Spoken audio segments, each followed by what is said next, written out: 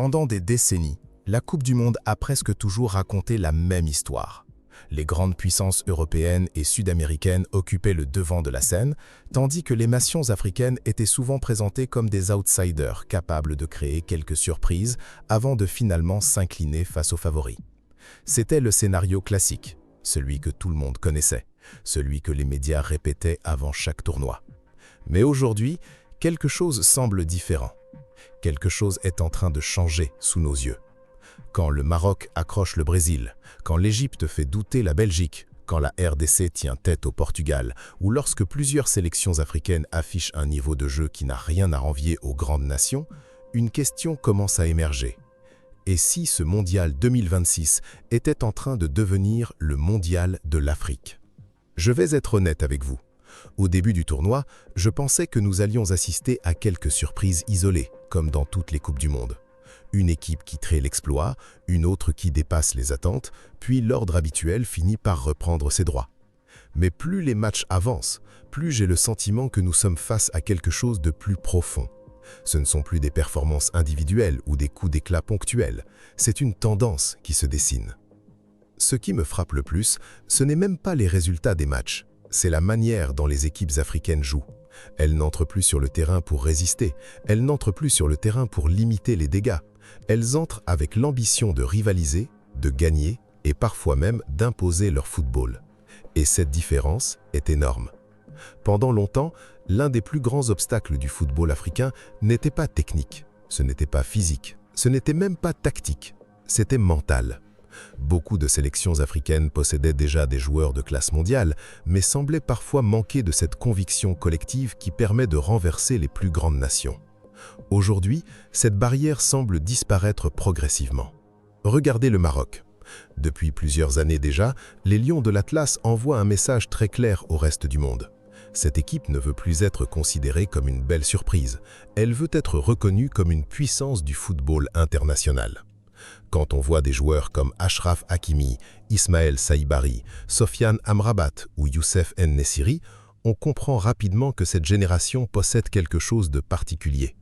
Mais au-delà des individualités, ce qui impressionne, c'est la structure collective.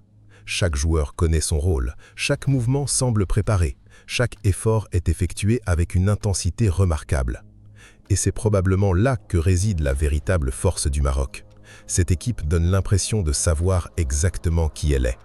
Beaucoup de sélections plus prestigieuses semblent encore chercher leur identité. Le Maroc, lui, l'a déjà trouvée. L'Égypte raconte une autre histoire, tout aussi fascinante. Pendant des années, les observateurs ont résumé cette sélection à Mohamed Salah, comme si l'ensemble du projet reposait uniquement sur les épaules de la star de Liverpool. Pourtant, ce mondial montre que l'Égypte possède aujourd'hui davantage de ressources qu'on ne le pense. Des joueurs comme Emam Achour incarnent parfaitement cette nouvelle génération ambitieuse.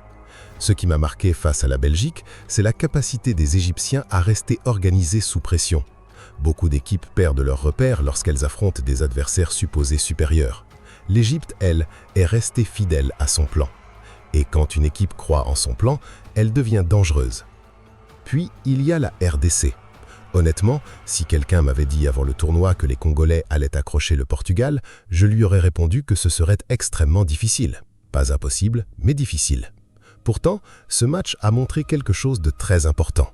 La RDC possède un potentiel énorme qui a longtemps été sous-estimé. Quand on regarde le nombre de joueurs d'origine congolaise présents dans les plus grands championnats européens, on comprend rapidement que le talent existe depuis longtemps. La véritable question concernait la capacité à transformer ce talent en performance collective. Face au Portugal, on a commencé à apercevoir cette transformation. Je pense d'ailleurs que beaucoup de gens commettent une erreur lorsqu'ils analysent les performances africaines. Ils continuent à parler de surprise alors que plusieurs sélections travaillent depuis longtemps pour atteindre ce niveau. Une surprise, c'est quelque chose qui arrive sans prévenir. Or, ce que nous voyons aujourd'hui est le résultat d'un long processus.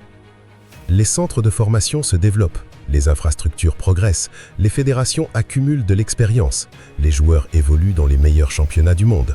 Les sélectionneurs disposent d'outils d'analyse de plus en plus performants. Tout cela finit forcément par produire des résultats. Et c'est précisément pour cette raison que je pense que ce mondial pourrait marquer un tournant historique. parce que pour la première fois depuis longtemps, plusieurs nations africaines semblent progresser en même temps. Ce détail est fondamental. Par le passé, on voyait souvent une sélection africaine réaliser un grand parcours pendant que les autres peinaient davantage. Aujourd'hui, l'impression est différente. Le Maroc avance, l'Égypte progresse, la RDC montre des signes encourageants. Le Sénégal reste compétitif malgré des adversaires redoutables.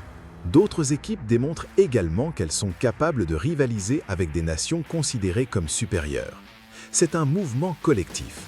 Et lorsqu'un continent entier commence à élever son niveau de jeu, les conséquences peuvent être considérables. Certains supporters européens trouveront peut-être ce discours exagéré. Ils rappelleront que les favoris restent les favoris. Ils souligneront que le Brésil, l'Argentine, la France, l'Angleterre ou l'Espagne possèdent encore des effectifs extraordinaires. Et sur ce point, ils ont raison. Personne ne prétend que les grandes nations ont soudainement disparu de la carte du football mondial. Mais ce n'est pas la question. La vraie question est de savoir si l'écart continue de se réduire. Et à mes yeux, la réponse est clairement oui. Il suffit de regarder les matchs. Les équipes africaines ne sont plus dominées comme auparavant. Elles créent des occasions, elles contrôlent parfois certaines phases de jeu, elles imposent leur rythme, elles obligent les favoris à douter. Et dans le football moderne, faire douter un favori est déjà une victoire psychologique énorme. Je crois même que certaines grandes nations continuent de sous-estimer ce phénomène. Elles regardent encore certaines sélections africaines avec une forme de confiance excessive. Pourtant, le football mondial a changé. Les informations circulent partout. Les méthodes d'entraînement sont partagées à l'échelle mondiale. Les jeunes talents africains bénéficient désormais d'opportunités qu'ils n'avaient pas il y a 20 ans. Résultat, les écarts se réduisent naturellement. Ce qui rend cette situation encore plus passionnante, c'est qu'elle ne concerne pas uniquement cette Coupe du Monde. Les conséquences pourraient se faire sentir pendant la prochaine décennie. Si les performances actuelles renforcent la confiance des fédérations africaines, attirent davantage d'investissements et inspirent une nouvelle génération de jeunes joueurs, alors ce que nous observons aujourd'hui pourrait être que le début. Et c'est probablement l'idée la plus excitante. Parce qu'au fond, le football a toujours besoin de nouvelles histoires. Il a besoin de nouveaux acteurs capables de bousculer l'ordre établi. Il a besoin de nations qui refusent d'accepter les limites que les autres leur imposent. L'Afrique semble justement entrer dans cette phase. Bien sûr, il est encore trop tôt pour annoncer une domination africaine, ce serait excessif. Les grandes puissances du football mondial restent extrêmement fortes. Elles possèdent des ressources considérables, une profondeur d'effectifs impressionnante et une expérience unique des grands rendez-vous. Mais je ne pense pas que ce soit l'enjeu principal. L'enjeu est ailleurs. L'enjeu est de savoir si l'Afrique est enfin en train de passer du statut d'outsider permanent à celui de véritable prétendant.